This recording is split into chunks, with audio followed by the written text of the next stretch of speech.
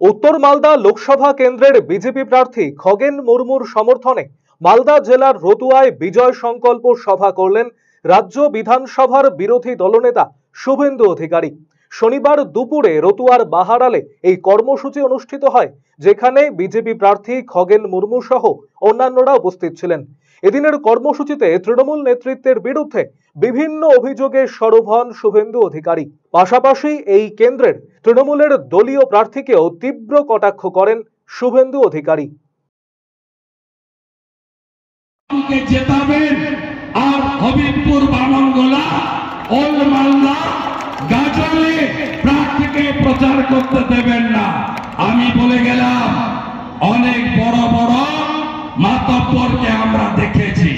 দয়া করে ইলেকশন কমিশনের গাইডলাইন মেনে চলুন।